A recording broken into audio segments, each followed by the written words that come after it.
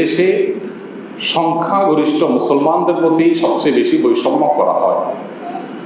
As a মুসলিম যে বৈষম্যের শিকার হয় মুসলমান, সেটা সবচেয়ে দুঃখজনক এবং দুর্ভাগ্যজনক। এমনকি মুসলমান হিসেবে যখন কেউ ইসলাম চর্চা করেন, তখন তার সেটার প্রতিও বৈষম্য আমরা দেখতে পাই। আপনি দেখবেন যে দাড়ি টুপি পরে যদি কোনো প্রতিষ্ঠানে কেউ কাজ করতে যায়, কোনো শিক্ষা প্রতিষ্ঠানে কোনো নারী যদি হিজাব পরে পরীক্ষা দিতে যায় বা পড়ালেখা করতে যায়, ক্লাস করতে যায়, তাকে বৈষম্যের শিকার হতে হয়।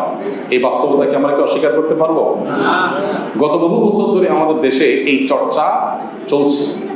বিধায় এই বৈষম্যটার বিরুদ্ধে, যেটা বিরুদ্ধে কেউ কথা বলে না, এটার বিরুদ্ধে আমাদের সবার সোচ্চার হতে হবে। অর্থাৎ সব রকমের বৈষম্যই দূর হওয়া দরকার। এর ভিতরে এটা একটা। দাড়ি টুপি পরে আপনি কেন কোনো প্রতিষ্ঠানে যেতে পারবেন না? কেন সেখানে গেলে আপনাকে নানাভাবে নাজেহাল করা হবে? কেন সেখানে আপনার বিরূপ আচরণ আপনার সাথে করা হবে?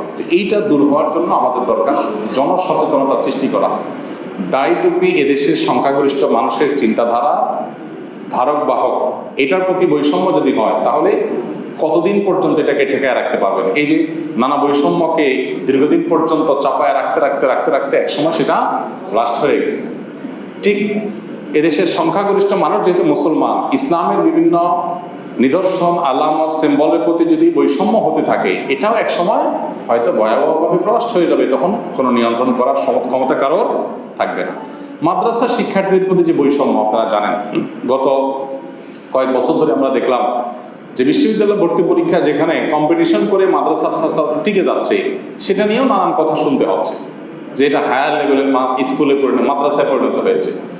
কম্পিটিশনের মাধ্যমে যোগ্যতা প্রমাণ করে যদি মাদ্রাসার ছাত্ররা ইউনিভার্সিটিতে টিকতে পারে, তাহলে সেটা নিয়ে যদি কেউ আপত্তি করে, তাহলে সে তো রেসিজম তার মধ্যে আছে, সে তো বর্ণবাদী, সে তো তার সংকীর্ণ মানার চিন্তা সে লালন করছে, সে তো বৈষম্য করছে। এবং আমার যোগ্যতা থাকা সত্ত্বেও যদি আমি কোথাও যেতে না পারি, এই বৈষম্য দূর হওয়া দরকার। মাদ্রাসা শিক্ষার্থীদের প্রতি বৈষম্য অনেক বেশি হচ্ছে, যেটা নিয়ে কেউ কথা বলে না। আপনি দেখবেন যে এমন একটা পর্যায়ে নিয়ে যাওয়া হয়েছে গত অনেক বছর ধরে যে আর্মিতে, প্রশাসনে, বিসিএসে মাদ্রাসা ব্যাকগ্রাউন্ড হলে তাদেরকে ভিন্ন চোখে দেখে তাদেরকে সরাই দেওয়ার চেষ্টা করা হয়। এই যে একটা ব্যাপার, এই বৈষম্য দূর হওয়ার জন্য আমাদের প্রত্যেকটা মানুষের সচেতন হতে হবে এবং প্রত্যেকটা মানুষকে আমাদের দায়িত্বশীল আচরণ করতে হবে এবং সমাজ থেকে এই বৈষম্য দূর করার চেষ্টা করতে হবে। একটা জিনিস দেখেন, আলেমদের অবদানকে এই সমাজে স্বীকার করা হয় না, বৈষম্য করা হয়। আলেমদেরকে এই সমাজের প্রতি কোনো কন্ট্রিবিউশন নাই?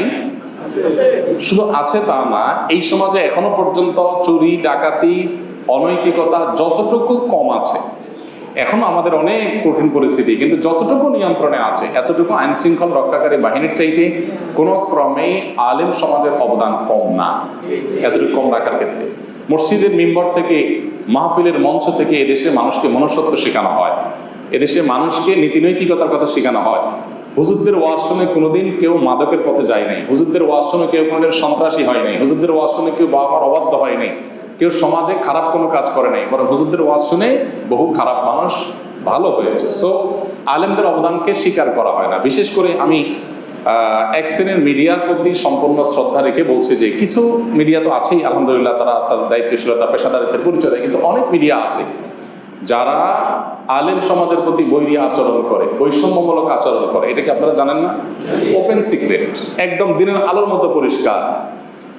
আলেমদের কাজগুলোকে তারা দেখাতে চায় না। আমি ছোট ছোট কিছু এক্সাম্পল দিতে চাই। যেমন ধরুন, একটা কনসার্ট হচ্ছে, গানের কনসার্ট, এটা যত ফলাও করে মিডিয়াগুলো প্রচার করে, টেলিভিশনে, পত্রপত্রিকা, অমুক গানের কনসার্ট হয়েছে, এত ছেলেপেলে হয়েছে, এটা যেরকম প্রচার হয়, অনেক ওয়াজ মাহফিল আছে এদেশে যে গানের কনসার্টের চাইতে বহুগুণ বেশি সাধারণ মানুষ সেখানে অংশগ্রহণ করে। আজ পর্যন্ত কোনো মিডিয়াতে দেখেছেন যে মাহফিলকে অ্যাজ এ নিউজ আকারে মাহফিল এর রিপোর্ট তারা করে? সাধারণত কেউ যদি পুশ করে, সেখানে তাদেরকে হাই হ্যালো করে, টাকা পয়সা ঘুষ ঘাস দেয়, অথবা তাদের হাতে পায়ে ধরে, তখন হয়তো কোনা কাঞ্চি দিয়ে ছোট্ট করে একটা কলামে তারা রিপোর্ট করে। তো এদেশের ওলামাদের বড় বড় কাজগুলোকেও দেখানো হয় না। আমাদের আফসোস নাই, আসুন্নাহ ফাউন্ডেশন থেকে আমরা এত কাজ করছি, আলহামদুলিল্লাহ অনেক মিডিয়া সেগুলার কোনোটা তাদের দায়িত্বে তারা প্রচার করছেন, আমি তাদের কাছে কৃতজ্ঞতা জানাই। কিন্তু অনেক মিডিয়া আছে যেন তাদের চোখে পাথর দিয়ে রাখছে, তারা কিছুই দেখে না। আমরা তাল করার পরও সেগুলোর কোনো আলোচনা নাই। আরেকজন তিল করছে, সেটা নিয়ে বিরাট বলা করে প্রচার। এই যে আলেম সমাজের প্রতি বৈষম্য, চলমান বৈষম্য বিরোধী আন্দোলনে এই বৈষম্য দূর হোক, অন্যান্য বৈষম্যের পাশাপাশি এই বৈষম্য দূর হোক। আলেম ওলামাদের প্রতি বৈষম্যের বহু দিক আছে, বহু দৃষ্টান্ত আছে, যেটা আসলে বলে শেষ করা কঠিন। ধরেন বাজেট যখন হয়, জাতীয় বাজেট ঘোষণা করা হয়, বিভিন্ন টেলিভিশন থেকে দেখবেন যে বিভিন্ন শ্রেণী পেশার মানুষের ভাবনা নেওয়া হয়, আছে না? বাজেট নিয়ে বুদ্ধিজীবী কি বলছেন, পেশাজীবী কি বলছেন, ব্যবসায়ীরা কি বলছেন, রাজনীতিকরা কি বলছেন, মন্তব্য নেওয়া হয়। এমনকি সাধারণ মানুষের মন্তব্য কোনো কোনো টিভি চ্যানেলের কোনো কোনো রিপোর্টে নেওয়া হয় যে বাজেট নিয়ে সাধারণ মানুষের ভাবনা কি। একজন রিক্সাওয়ালাকে জিজ্ঞেস করা হয় আপনার কোনো মন্তব্য আছে কিনা। শুধু বাজেট না, এরকম অনেক বিষয় নিয়ে তাদের মতামত নেওয়া হয়।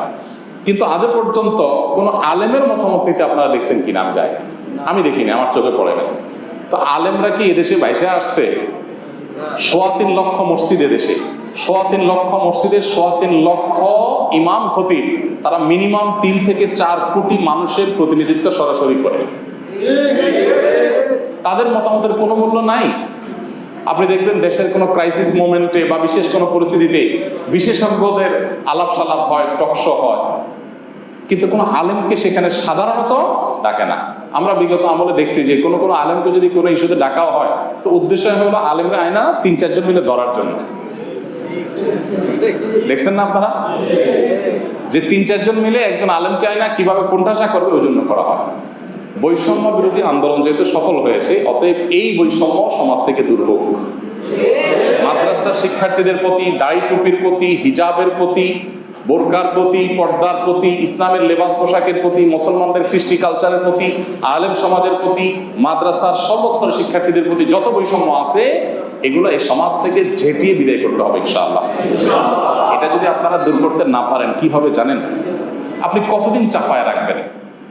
এই যে জুলুম চাপাইতে চাপাইতে একসময় ব্রাস্ট হয়ে গেছে না মানুষ, সংখ্যাগরিষ্ঠ মানুষকে আপনি কতদিন ইগনোর করে থাকবেন? দেখেন, যখনই তত্ত্বাবধায়ক সরকার বা অন্তর্বর্তীকালীন সরকার, ইন্টারিম গভর্নমেন্ট যখনই ফর্ম করে, আপনারা দেখবেন সেখানে বিভিন্ন শ্রেণী পেশার মানুষ নেওয়া হয়। এই প্রথম জীবনে দেখা গেছে যে একজন আলেম নেওয়া হয়েছে। এর আগে কোনোদিন কোনো আলেমকে কেউ কোনোদিন বলেও নাই। তাহলে এটা কি বৈষম্য না? এটা কি অবিচার না? আলেমরা কি লক্ষ লক্ষ কোটি কোটি মানুষের প্রতিনিধিত্ব করে না? মজার বিষয় হলো যাদেরকে নেওয়া হয় এরা এদেশের অনেকে আছেন, আমি সবার কথা বলছি না, অনেকে আছেন যারা এদেশের 1% মানুষেরও প্রতিনিধিত্ব করে না। 1% মানুষের সাথে তাদের কোনো জনসম্পৃক্ততা। এদের অনেককে দেখবেন যে কোনো এলাকার মেম্বারিতে দাঁড় করা দিলে তারা মেম্বারিতেও মানুষ ভোট দিবে না, কিন্তু তারা দেখা যায় উপদেষ্টা হয়। আছে না নেই? আমি এটা এই আমলের কথা, আমি এটা বলতেছি চলমান আমাদের এখানকার কৃষ্টির কথা। আলেমন আমাদেরকে কখনো গোনা হয় না। তো এটা কি বৈষম্য না? বৈষম্য না, অনেক বড় একটা বৈষম্য। এই বৈষম্য নিয়ে কেউ কথা। তো আজ বৈষম্য বিরোধী আন্দোলনের এই পর্যায়ে বা বৈষম্য বিরোধী আলোচনার এই পর্যায়ে এসে অনেক বৈষম্য নিয়ে আলোচনা হলেও এই বৈষম্যের কথা কেউ বলে না। আমরা এই বৈষম্যের কথা প্রসঙ্গত বললাম। আমরা চাই যে এই বৈষম্য দূর হোক। যদি দূর না হয় তাহলে সমাজ শেষ হয়ে যাবে। কারণ আপনি চাপাতে চাপাতে চাপাতে কতদূর চাপাবেন? অতএব মিডিয়ার ভাইদের প্রতি শ্রদ্ধা রেখে বলছি, এবং আরো বিভিন্ন পর্যায়ে যারা আছেন সব সেক্টরের ভাইদেরকে বলছি যে এই বৈষম্য দূর করুন। মাদ্রাসা শিক্ষার্থী, দাড়ি টুপি, আলেম ওলামা,